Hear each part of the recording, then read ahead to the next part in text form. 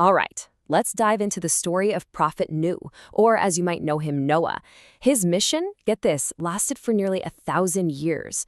His patience was tested by his own family, and his story builds up to an event that would literally restart the world. He's a key figure in what's known as the Ulul Azm Series, the messengers of the absolute greatest resolve. So we're starting with this incredibly powerful prayer. This is where centuries of tireless calling finally ended. It's the desperate plea of Prophet Nuh. To really understand what could possibly bring a prophet to this point, we've got to go all the way back to the beginning of his mission. Okay, so to really get the scale of Prophet Nuh's task, we have to understand the kind of world he was sent to correct and exactly why he holds such a special status among all the prophets. You know, Prophet Nuh is one of only 5 prophets given this title, Ulul Azm. And this isn't just some fancy title. It signifies the highest possible level of determination and resolve, especially when facing unimaginable hardship. Honestly, his entire story is the very definition of perseverance.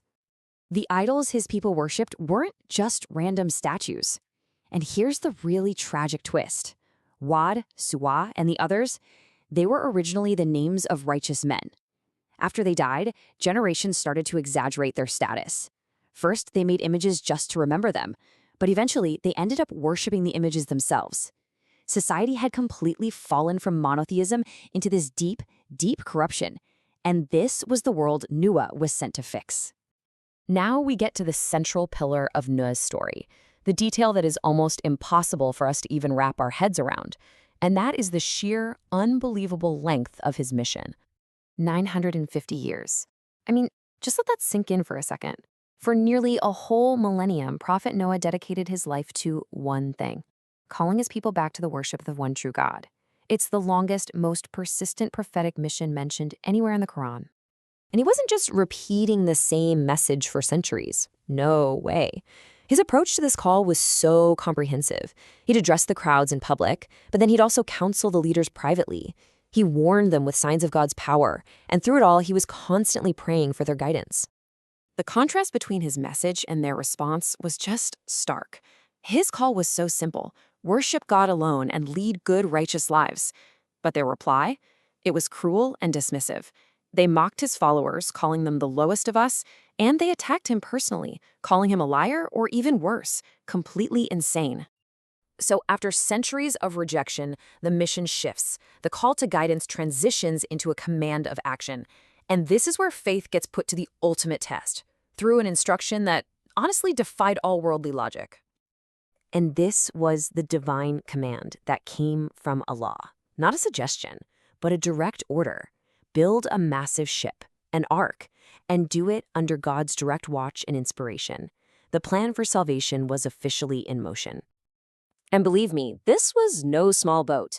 We're talking about a colossal vessel, built with 3 separate levels to house the believers, all the food and provisions, and pairs of every single animal. Can you just picture the scene?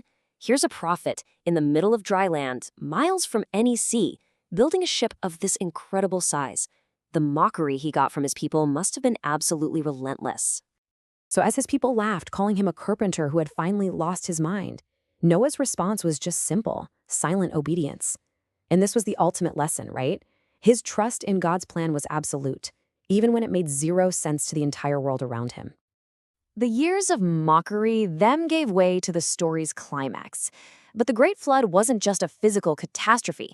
It was also a profound and deeply personal test for Nuh, involving the people who were closest to him.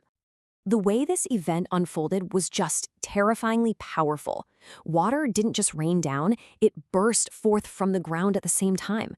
The ark lifted, floating on waves that were as high as mountains.